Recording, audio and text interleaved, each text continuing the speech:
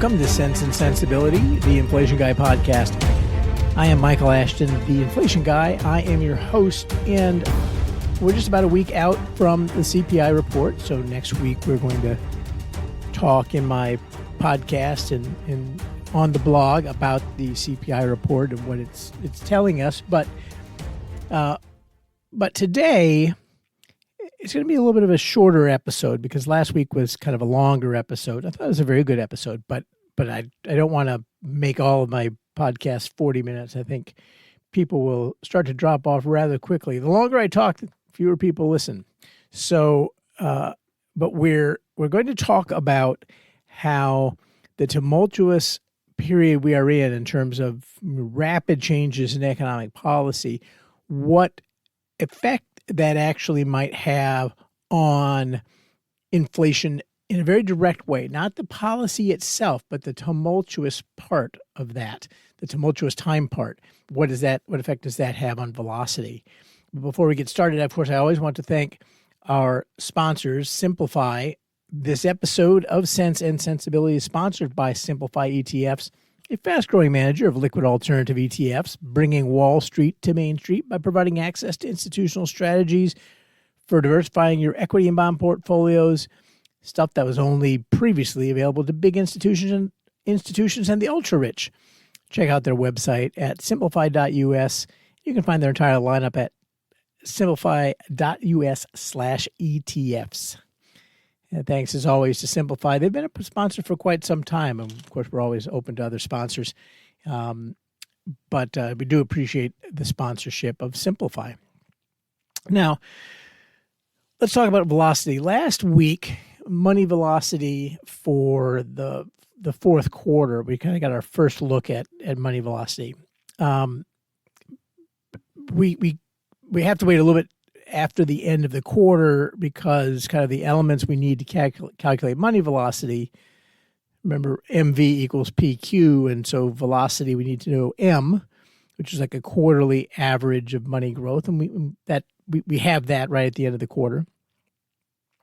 But we need PQ. We need the GDP figures, and so the first advanced GDP figures we gather at the end of January for the fourth quarter. So that's the first time we could sort of take a stab at calculating money velocity. And for the first time in quite a few quarters, the money velocity, M2 velocity, actually declined a little bit. Now, I don't think that means that velocity is about to plunge again, but it does mean, and I've told you on this podcast that I thought we were getting to the point of inflection. That we've been telling the story for a long time about how in COVID, the car, which is money growth, just like accelerated away really fast. And the trailer, which is, inflation and sort of the economy, but which has some mass, came along behind the car, but a little more slowly. So the car is connected to the trailer with a little spring. The spring represents velocity. And so in COVID, the car sped away, velocity crashed, but then we knew that eventually the whole system would kind of right itself, and eventually the trailer would be right behind the car, and money growth and would be and velocity would be about where it should be. And that has almost happened. We've just about gotten to the point where that has closed, and I've mentioned that recently in recent times. So it should not be surprising to see money velocity occasionally on one quarter, another quarter decline. In normal times, it does. It doesn't go one directional. Velocity doesn't go up, and then down, down, down, down, down, down. It varies just like any other economic series, and so we don't really look and read a whole lot into one quarter's changes, especially when we're dealing with the advanced GDP estimate. Okay, so for those of you who don't know, GDP is actually reported with sort of initial guesses, if you will. We have a lot of the data and the GDP is reported with sort of guesses for the data we don't have, and that's kind of the advanced GDP report. And then the next month at the end of this month in February, we'll have the preliminary report, which adds some more data that we've gotten. And then finally at the end of March, we'll have the final GDP report when we kind of have all the data, and we can formally say what GDP for the fourth quarter of 2024 was. That doesn't mean it won't get revised later, but that's sort of the process. And so the first GDP report always ends up getting revised a little bit, and therefore so does velocity. And so we don't tend to pay a whole hell of a lot of attention to that first thing. But it did decline. It is worth pointing out. And I don't think it's related to the next thing that I'm going to talk about. But I will tell you something else about velocity that I am watching that is a relatively new phenomenon, something I haven't had to worry about before, something we didn't have to think about before. And let's first talk a little bit more about velocity and remind you a little bit about velocity, stuff that I've said before, but I haven't said it in a while. I did at least one whole podcast on velocity a ways back. Maybe I'll put a link in the show notes, but some people will tell you that velocity is just a plug number, and they're right. Okay. So like I said, the monetary equation is MV equals PQ. Once we know M, we know P, we know Q, then we can calculate V. We can't really directly observe velocity. There's no way to directly measure it very easily. And so, yes, velocity is a plug number. But the next thing that people will tell you is that because it's a plug number, it doesn't mean anything, and you can't forecast it. Because to forecast it means you're sort of net forecasting the other components. And they're wrong about that. We actually have a decent idea of the main things that drive money velocity. And so that's why in COVID, when it crashed, we had a good idea why it crashed. We knew why it would come back. We know why velocity had been in a general downtrend for a very long, couple decades actually. Prior to that, we kind of know what the main drivers are, and so the people who tell you that you just can't forecast it and we don't really know what drives it are wrong. We know that velocity is the inverse of the demand for real cash balances, which means that anything which increases the demand for cash balances decreases money velocity, and vice versa. Okay, so let's go back to the monetarist equation real quick. So M, the amount of money in circulation, and V is notionally the number of times any given dollar gets spent in a year. And so MV is sort of the total spending. PQ is the total output of the economy. Okay, everything that was bought, if you will, or everything that was produced. So the left side, M times V, is sort of everything that was bought, and the right side, P times Q, is everything that was sold. And those things have to be equal, and that's why we get velocity. So what affects the number of times a dollar gets spent in a year? Well, people don't choose how many times they're going to spend a dollar, but what they do choose is how much, what their preference is for holding cash balances. And because the amount of cash balances is sort of out of the aggregate amount of cash balances is sort of fixed at any time and under control of the Fed, the things which make somebody not want to hold cash, cash acts like a hot potato, makes velocity go. Well, that means there's less of a demand for a cash balance because people want to get rid of it, and so that makes velocity go up. Cash is a hot potato, and so the main thing which affects velocity is interest rates on cash balances. Not surprisingly. And so the way that works is if you've got, picture your savings account, and if your savings account, or better yet, your demand deposits, if they're paying zero, we sort of think of them as paying zero interest because they usually do. If the 5-year note is yielding zero, then there's no reason you'd go out and buy a 5-year note, and you're probably just going to hold cash.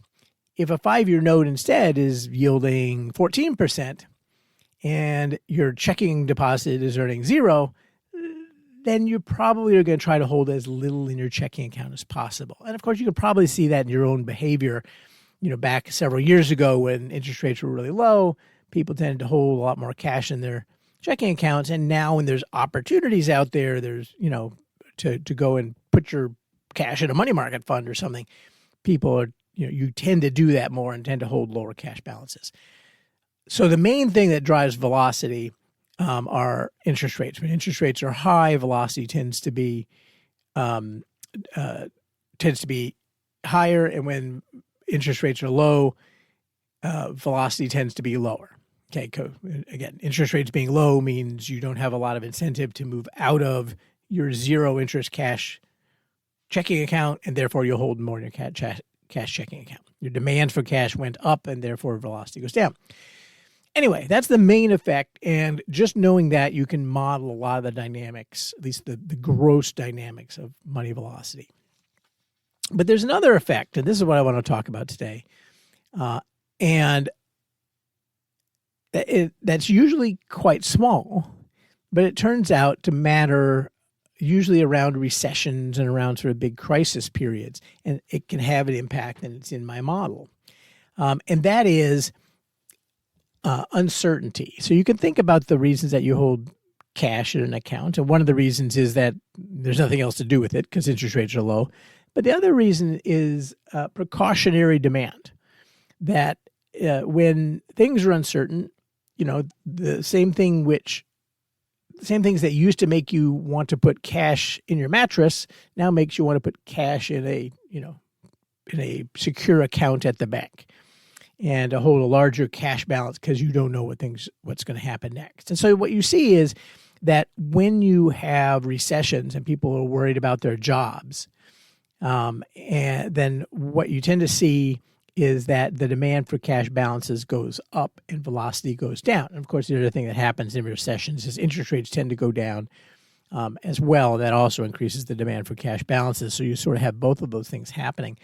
But you can tease out the difference on occasion when you don't have a recession, you just have some other crazy crap going on. So how do you measure uncertainty? Okay, I use in my model something called the U.S. Economic Policy Uncertainty Index, and it's put out by Baker, Bloom, and Davis, and it accesses newspaper archives for thousands of newspapers and other U.S.-based news sources, and it searches for articles that include a small series of words and phrases that indicate uncertainty about economic policy. So, it's the article has to say economic or economy in there somewhere. It has to say uncertain or uncertainty in there somewhere, and so on. So, and so this gives you a very simple way of measuring when at least the pundits are all talking about, when the newspapers are talking about policy uncertainty. And what you see if you sort of look at the series, and actually if you look at my blog today, which is called The Effect of Crazy Time on Portfolio Allocations, even if you don't read the whole blessed thing, there's a chart at the very end that sort of shows you the Economic Policy Uncertainty Index. It tends to kind of bump around and not do very much until you get close to a recession, and then it tends to climb up for a while. It spiked a whole heck of a lot in COVID. The reason that we care about this, again, is that when people are very uncertain about what's going on out there, they tend to hold more cash and velocity tends to go down.